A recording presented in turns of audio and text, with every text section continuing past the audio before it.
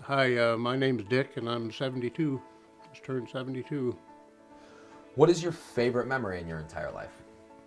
My first favorite memory is when a buddy of mine and I went on a double date.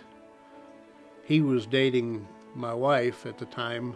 I didn't know who he was going to hook me up with, but anyway, and the elevator doors opened, and in the elevator was my wife and this other person, and I didn't even see her. I saw Darlene, but I didn't see this other woman.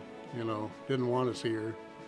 I just knew right then that I was in love with Darlene, and I still remember her standing there and the way she looked. My second memory, most favorite, is when I saw the birth of my daughter over in Japan. And back then, that was 40-some years ago, so they had no way of telling what it was before the birth. And I was there at the business end of the deal when she popped her little head out, and I got my girl, got my daughter. Can you tell us about a specific moment in your life where you felt loved? To be honest with you, there is no one moment. Every day I feel loved. I know at least one person in the world that loves me for who I am, for what I am, regardless of what I am, or what I've done. And she's sitting right there. So many people think that love is this feeling, and it is. That's part of it. But a lot of love is also a decision.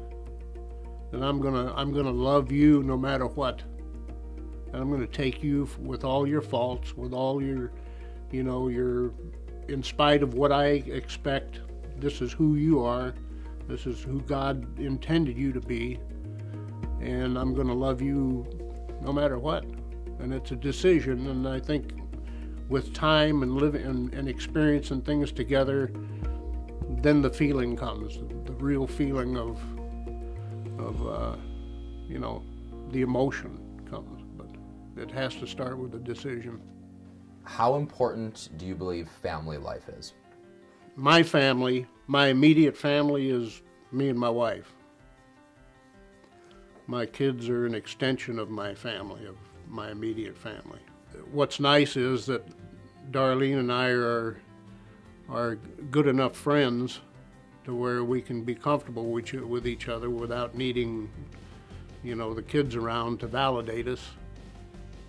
If you could give one piece of career advice to someone, what would it be? Well, it would be to discover what you love to do, something you're passionate about, so that it's not so much work, it's fun. You can get up every morning and with the idea of I get to go to work, instead of I have to go to work. My own son gave me a good piece of advice one day. He said, if all you're working for is a paycheck, you're only going to be happy one day a week. What's your favorite quality in a person and why? Honesty, fearless honesty. Today, we got this politically correct crap going on and it keeps people from being honest, from saying what they want to say, what they actually want to say. Be honest about what you're feeling, what you're thinking. If it hurts, then don't ask again. Don't ask me. But if you ask me, a question, I want to be able to answer it honestly. If you could tell your parents anything in the world right now, what would you tell them? I think the first thing that I would tell them was that I love them. I still love them. I think about them.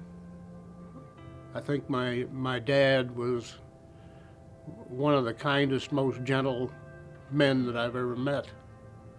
And my mom she was the matriarch. She was in charge, and she was a tough old bird. And I never really got as close to her as I would have liked to be. Well, one day, and I believe I will, see her again, but for some reason, I just never got emotionally that close with her, but I wish I had. Think about the most difficult time in your life. Is there any advice you would give somebody going through a similar situation? I think I'd probably have to say it was the day I realized I was alcoholic.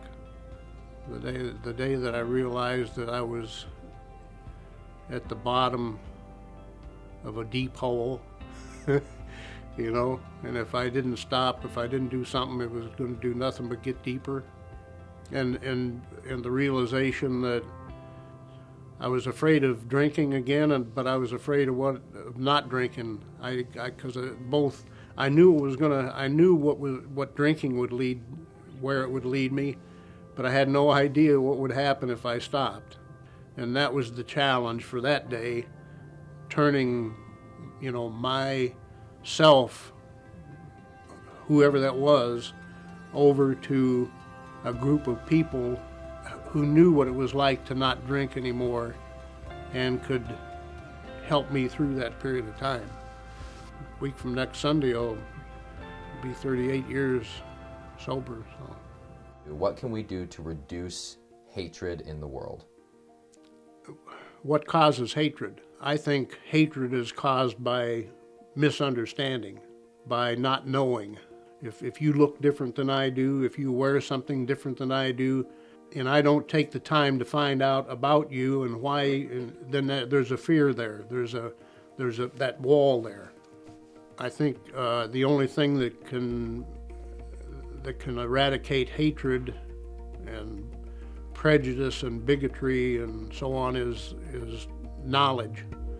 Is knowledge and understanding and the willingness to learn about other people, and that's what I'm called to do, is love people unconditionally. And there's people I don't like, you know, there's people that do things, that say things that I don't like, but that's not what the guy is saying. You know, he's saying love people, love your neighbor as yourself. Don't have to like them, don't have to associate with them, don't have to drink with them or go eat with them or anything, but you gotta love them, and if they're in trouble, help them. In your opinion, what is the meaning of this life? Holy crap, you just don't let up, do you? Boom, boom. This is corny, but they call right now the present, because life is a gift, it's a present, and just to live it the best that I can. Yeah, you make mistakes, but that's human, that's humanity, that's the way we are. Life is just to be lived the best that I can live it.